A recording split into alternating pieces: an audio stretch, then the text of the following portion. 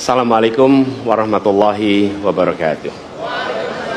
Selamat malam dan salam sejahtera untuk semuanya. Bismillahirrahmanirrahim.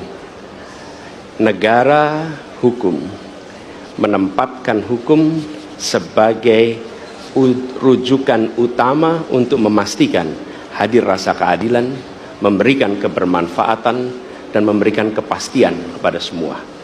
Ini harus dipegang teguh oleh pemegang kekuasaan, baik yang di puncak dan seluruh jajaran. Tapi apa yang terjadi?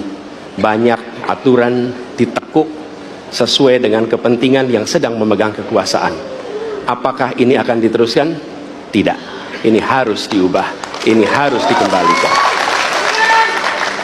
Kemudian kita menyaksikan betapa pada hari-hari ini tatanan ketika kita menyelenggarakan pemerintahan sering tidak sesuai dengan prinsip-prinsip hukum yang kita pegang. Karena itulah kami melihat perubahan ini harus kita kembalikan. Negara ini adalah negara hukum, bukan negara kekuasaan. Dalam negara hukum, kekuasaan diatur oleh hukum. Dalam negara kekuasaan, hukum diatur oleh penguasa. Dan kita tidak menginginkan itu terjadi. Pada saat ini, kalau kita lihat hukum itu harusnya tegak begini. Inilah hukum. Dalam kenyataannya, dia bengkok. Dia tajam ke bawah, dia tumpul ke atas.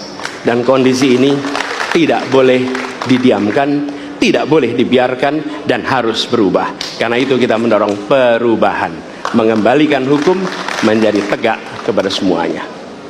Dan bila kita saksikan hari ini, ada satu orang milenial bisa menjadi calon wakil presiden. Tetapi ada ribuan milenial, generasi Z, yang peduli pada anak-anak bangsa, yang peduli pada mereka yang termarginalkan. Ketika mereka mengungkapkan pendapat, ketika mereka mengkritik pemerintah, justru mereka sering dihadapi dengan kekerasan, dihadapi dengan benturan, dan bahkan gas air mata. Apakah kondisi ini akan dibiarkan? Tidak, kita harus lakukan perubahan. Oleh karena itu, kami memperhatikan ini sebagai hal yang mendasar. Yang tak kalah penting, ini kedua nih, yang tak kalah penting. Kita menyaksikan pada saat ini, ada peristiwa seperti peristiwa Ibu Mega.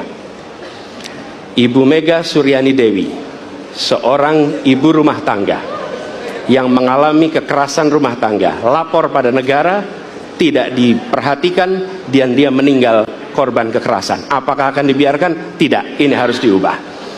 Dan tidak kalah penting, hadir bersama saya di sini ayahnya Harun Ar-Rasyid. Harun Ar-Rasyid adalah anak yang meninggal, pendukung Pak Prabowo di Pilpres 2019 yang menuntut keadilan pada saat itu. Protes hasil pemilu. Apa yang terjadi? Dia tewas sampai dengan hari ini tidak ada kejelasan. Apakah ini akan dibiarkan? Tidak. Ini harus diubah. Karena itu kami mendedikasikan diri.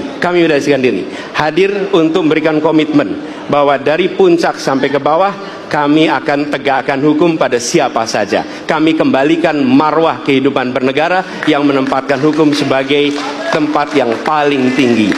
Dan ketentuan itu berlaku kepada semua, termasuk ketika menyangkut urusan ASN, menyangkut urusan TNI dan Polri. Terima kasih. Assalamualaikum warahmatullahi wabarakatuh.